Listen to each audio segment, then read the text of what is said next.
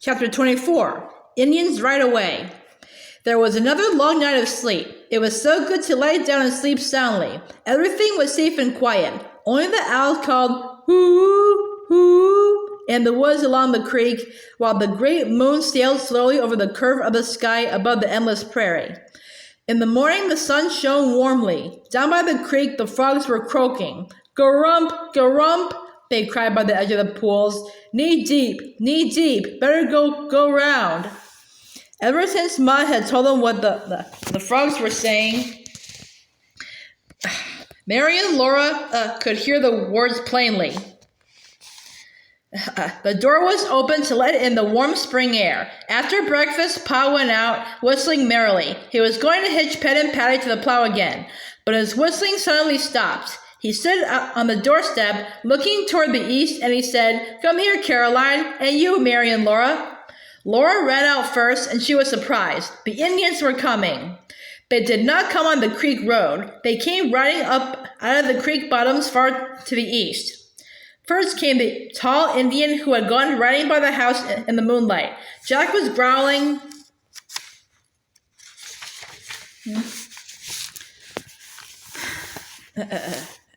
And Laura's heart beat fast. She was glad to be close to Pa, but she knew this was the good Indian, the Osage chief who had stopped the terrible war cries. His black pony came trotting willingly, sniffing the wind that blew its mane and tail like fluttering banners. The pony's nose and head were free. It wore no bridle.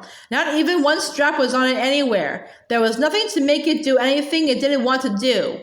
Willingly, it came trotting along the old Indian trail as if it liked to carry the Indian on its back. Jack growled savagely, trying to get loose from his chain. He remembered this Indian who had pointed a gun at him. Pa said, "Be still, Jack."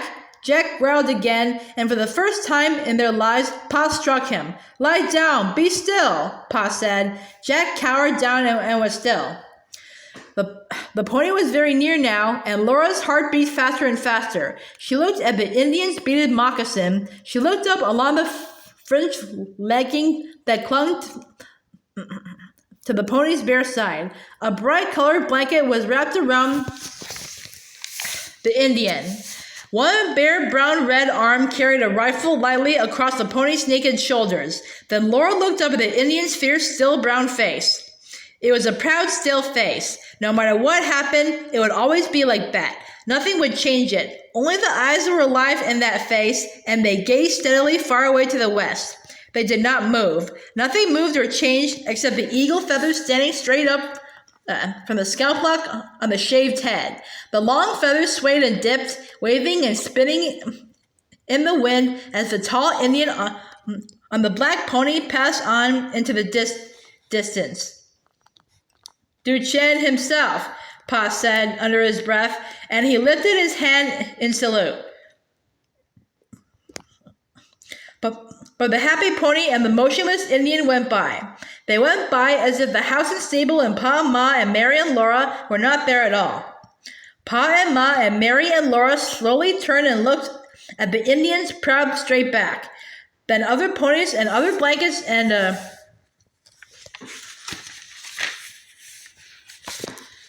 shaved heads and eagle feathers came between. One by one on the path, more and more savage warriors were riding behind Duchenne. Brown faces after brown face went by. Ponies' manes and tails blew in the wind, beads glittered, fringe flapped, eagle feathers were waving on all the naked heads. Rifles lying on the ponies' shoulders bristled all along the line. Laura was excited about the ponies. There were black ponies, bay ponies, gray and brown and spotted ponies.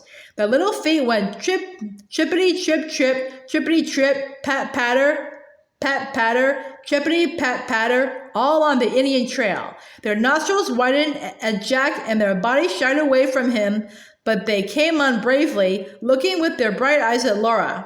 "Oh, the pretty ponies! See the pretty ponies!" she cried, clapping her hands. "Look at the spotted one."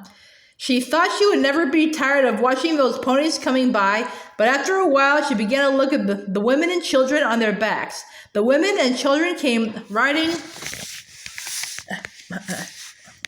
behind the Indian men. Little naked brown Indians, no bigger than Mary and Laura, were riding the pretty ponies. The ponies did not have to wear bridles or saddles, and the little Indians did not have to wear clothes. All their skin was out in the fresh air and in the sunshine. Their straight black hair blew in the wind, and their black eyes sparkled with joy. They sat on their ponies stiff and still like grown-up Indians. Laura looked and looked at the Indian children, and they looked at her. She had a naughty wish to be a little Indian girl. Of course she did not really mean it. She only wanted to be bare naked in the wind and the sunshine and riding one of those gay little ponies. The Indian children's mothers were riding ponies too. Leather fringe dangled about their legs and blankets were wrapped around their bodies, but the only thing on their heads was their black, smooth hair. Their faces were brown and placid. Some had narrow bundles tied on their backs, and tiny babies' heads stuck out of the top of the bundles. And some babies and some small children rode in baskets hanging at the pony sides beside their mothers. More ponies passed, and more children and more babies on their mothers' backs, and more babies in baskets on the pony sides. Then came a mother riding with a baby and a basket on each side of her pony. Laura looked straight into the bright eyes of the little baby nearer her. Only its small head showed above the basket's rim. Its hair was as black as a crow, and its eyes were black as a night when no stars shine. Those black eyes looked deep into Laura's eyes, and she looked deep down into the blackness of that little baby's eyes, and she wanted that one little baby. "Pa," she said, "give me that little Indian baby." "Hush, Laura," Pa told her sternly. The little baby was going by. Its head turned, and its eyes kept looking into Laura's eyes. "Oh, I want it," Laura begged. The baby was going farther and farther away, but it did not stop looking back at Laura.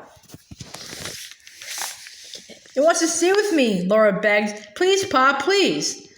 "Hush, Laura," Pa said. "The Indian woman wants to keep her baby." "Oh, Pa," Laura pleaded, and then she began to cry. It was shameful to cry, but she couldn't help it. The little Indian baby was gone. She knew she would never see it anymore. Ma said she had never heard of such a thing. "For shame, Laura," she said, but Laura could not stop crying. "Why on earth do you want an Indian baby of all things?" Ma asked her. "Its eyes are so black," Laura sobbed. She could not say what she meant.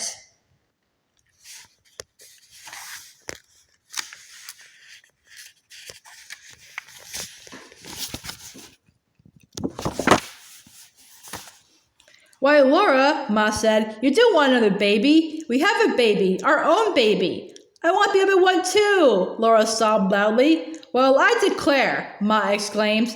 "Look at the Indians, Laura," said Pa. "Look west and then look east and see what you see." Laura could hardly see at first. Her eyes were full of tears and sobs kept jerking out of her throat, but she obeyed Pa as best she could, and in a moment she was still. As far as she could see to the west and as far as she could see to the east, there were Indians. There was no end to that long, long line. "That's an awful lot of Indians," Pa said. More and more Indians came running by. Baby Carrie grew tired of looking at Indians and played by herself on the floor. But Laura sat on the doorstep, Pa stood close beside her, and Ma and Mary stood in the doorway. They looked and looked and looked at Indians running by. It was dinner time, and no one thought of dinner. Indian ponies were still going by, carrying bundles of skins and tent poles and dangling baskets and cooking pots. There were a few more women and a few more naked Indian children. Then the very last pony went by, but Pa, Ma, and Laura and Mary still stayed in the doorway, looking, till that long line of Indians slowly pulled itself over the western edge of the world, and nothing was left but silence and emptiness. All the world seemed very quiet and lonely. Ma said she didn't feel like doing anything, she was so let down. Pa told her not to do anything but rest. "You must eat something, Charles," Ma said. "No," said Pa, "I don't feel hungry." He went soberly to hitch up Pet and Patty, and he began again to break the tough sod with the plow. Laura could not eat anything either. She sat a long time on the doorstep, looking into the empty west where the Indians had gone. She seemed still to see waving feathers and black eyes, and to hear the sound of ponies' feet.